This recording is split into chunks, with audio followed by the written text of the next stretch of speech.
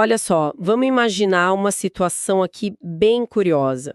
Descobrimos um mecanismo mental revolucionário, sabe? Uhum.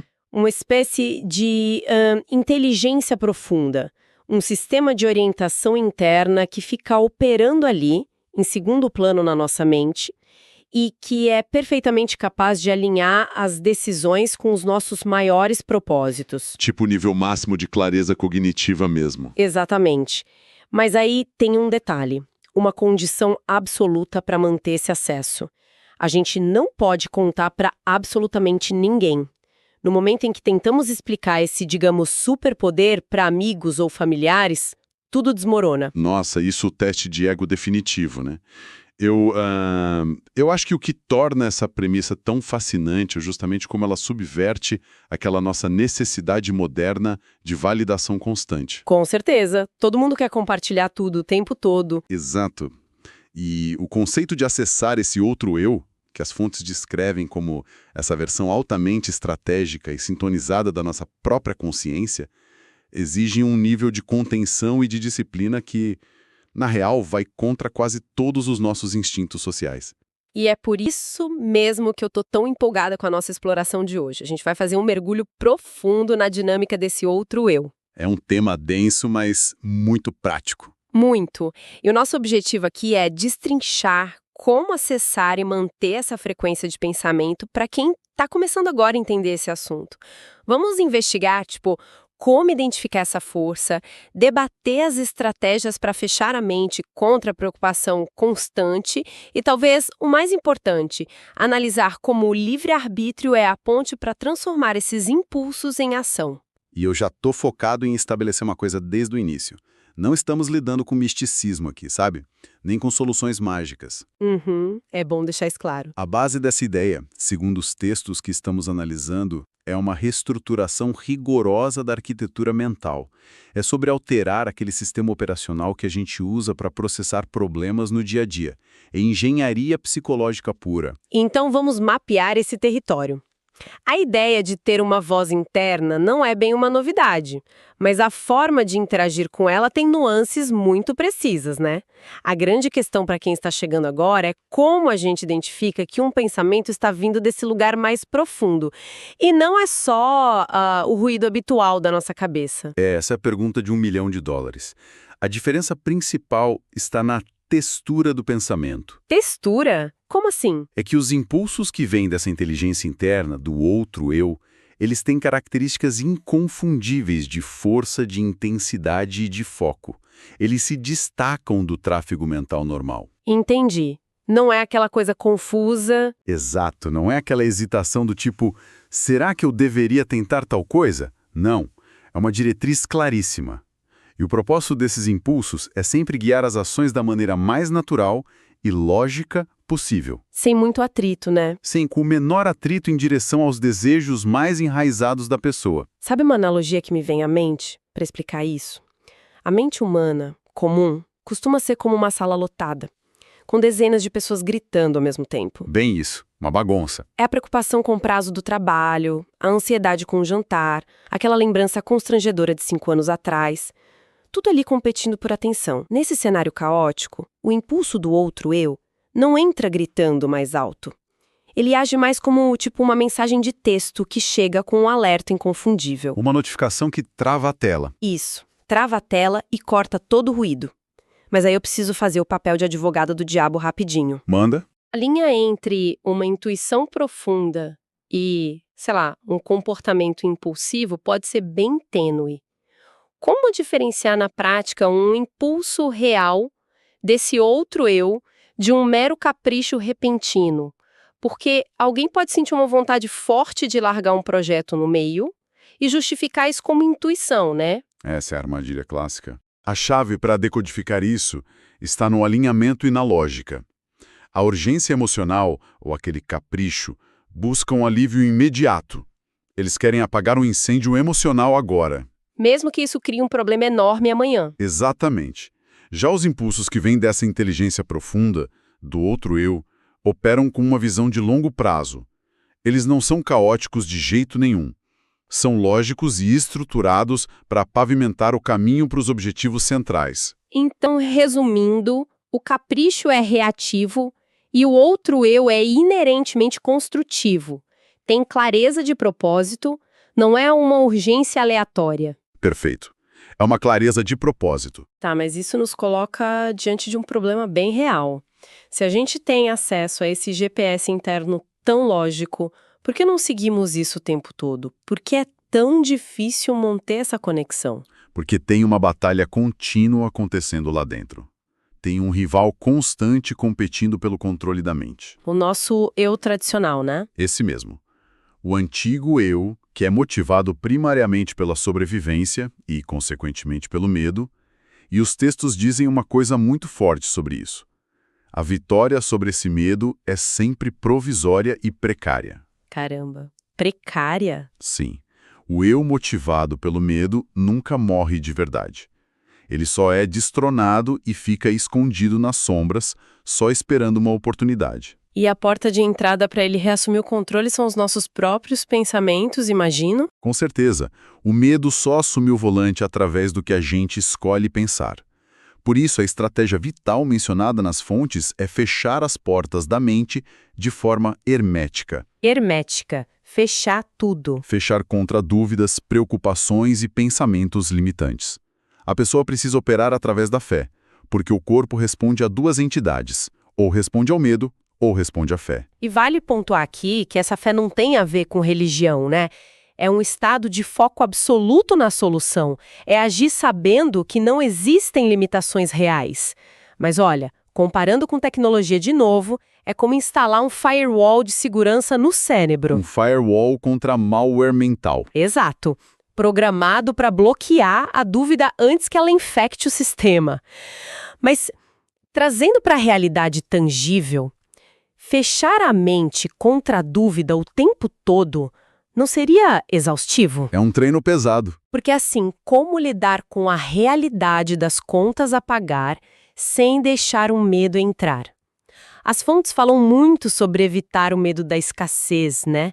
Como esse firewall lida com o boleto vencendo na mesa? É o exemplo mais visceral que existe.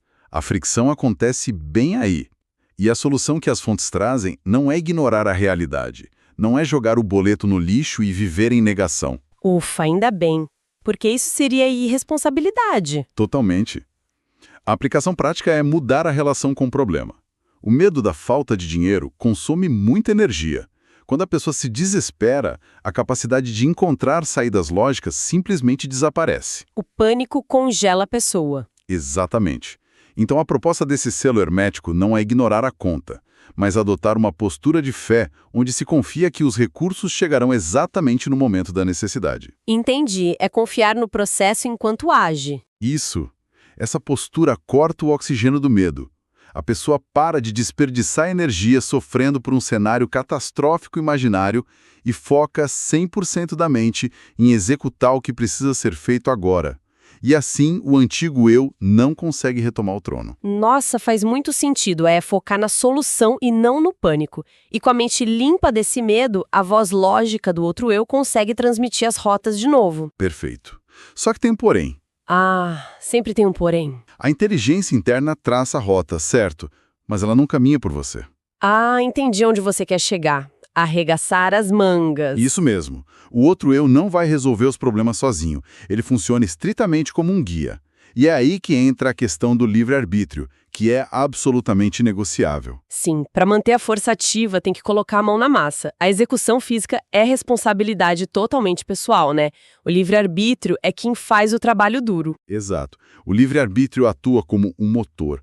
Um impulso mental, por mais claro que seja, não altera o mundo físico sozinho. A decisão de agir é que faz a coisa acontecer. Voltando para a analogia do GPS. O outro eu é um GPS automotivo de última geração. Ele calcula a rota mais rápida, desvia do trânsito, entrega tudo certinho na tela. A rota perfeito. Só que o GPS não dirige o carro. A pessoa ainda precisa usar o livre-arbítrio dela para pisar no acelerador e virar o volante. Ou seja, o livre-arbítrio é basicamente a ponte entre o impulso mental e o mundo físico, certo? É a ponte fundamental. Sem execução física, a orientação do outro eu perde a função. Se o GPS fala para virar à direita e você decide ficar parado no sofá, o sistema entra em colapso. O conhecimento interno não vale nada se a pessoa não assumir a responsabilidade pela ação no mundo real. Tira todo aquele peso de pensamento mágico, né? Com certeza. Exige muita responsabilidade. E aí chegamos na regra de ouro. Porque veja bem, a pessoa blindou a mente contra o medo, está seguindo o GPS interno, usando o livre-arbítrio, arregaçando as mangas e os resultados começam a aparecer. O sucesso começa a bater na porta. E qual é o instinto natural de qualquer ser humano quando descobre algo incrível assim? Contar para todo mundo. Queremos falar sobre isso. Mas as fontes trazem um alerta severo sobre isso, não é? Severo é apelido. É uma regra intransigente. Fazer qualquer referência ou revelar a existência desse outro eu para outras pessoas resulta em uma, e eu cito, derrota temporária. Derrota temporária. Uau! Então tem que ser um segredo absoluto. Sim, a relação precisa ser mantida em intimidade total. Caso contrário, a estratégia inteira vai por água abaixo. No dia a dia, a pessoa deve agir com total naturalidade. Tipo, apresentar propostas no trabalho como se fosse uma transação comum. Exato. Para o mundo exterior, deve parecer que as suas atitudes são baseadas só no livre-arbítrio comum. A única mudança que os outros devem perceber é que você substituiu a dúvida por uma coragem inabalável. Cara, isso me lembra muito a identidade secreta de um super-herói. Como assim? É como ter superpoderes de clareza mental, mas precisar colocar um terno, usar óculos de grau e agir como o Clark Kent no escritório. Precisa parecer uma pessoa completamente comum. É uma ótima analogia. Mas por que revelar o segredo causaria uma derrota tão grande? Seria porque o ceticismo das outras pessoas poderia quebrar aquele firewall, aquele selo hermético que a gente construiu com tanto esforço? É na mosca. Lembra que a gente falou que a vitória sobre o medo é precária e que o antigo eu está só escondido? Lembro, claro. Então, o mundo lá fora opera sob as regras do medo e da dúvida. Se você expõe essa sua nova mentalidade ao julgamento de pessoas que ainda estão presas no eu tradicional delas, a reação vai ser o ceticismo. As famosas dúvidas bem intencionadas dos amigos e familiares. Exatamente. E como a gente confia nessas pessoas, essas dúvidas agem como cavalos de Troia. Elas passam direto pelo nosso firewall. Ao tentar explicar o processo, a pessoa voluntariamente convida o medo de volta. E aí o antigo eu ganha oxigênio e retomou um controle. Ou seja, o silêncio não é egoísmo, é autopreservação do sistema. Perfeito. É blindagem. Bom, isso amarra muito bem a nossa jornada de hoje. A gente passou por muita coisa. Foi um mergulho em tanto. Recapitulando para quem nos acompanhou, vimos como começar a identificar a clareza inconfundível do outro eu, que não entra gritando, mas corta o ruído da mente. A mensagem de texto no meio da sala lotada. Vimos a importância gigante de blindar a mente, de criar aquele firewall contra o medo da escassez. Depois, a necessidade imperativa de usar o livre-arbítrio para colocar a mão na massa, porque o GPS não dirige o carro. Ninguém vai fazer o trabalho por você. E, por fim, a regra intransigente de manter essa parceria em sigilo, agindo como Clark Kent, para que o mundo só veja o resultado final da nossa coragem. Acessar essa inteligência não é sobre escapar das responsabilidades, né? É sobre ter clareza máxima para enfrentar todas elas. Exatamente. É uma ferramenta de foco, não de fuga. Mas, antes de encerrarmos, eu queria deixar uma provocação final com base nisso tudo. Manda. Gosto de provocações. Se a vitória sobre o medo, como as fontes afirmam, é sempre provisória e precária, e se o antigo eu, motivado pelo medo, nunca morre de verdade, mas fica só escondido. Esperando a chance. Isso significa que a tranquilidade total nunca é o destino final. Significa que a vida é um exercício diário, eterno, de vigilância consciente contra as nossas próprias dúvidas. Nós nunca vamos poder desligar o firewall. É uma reflexão forte para continuar martelando na mente depois que essa nossa exploração acabar. Não dá para baixar a guarda, fica aí o pensamento. É isso aí. Muito obrigada a todos que acompanharam esse mergulho. Até a próxima.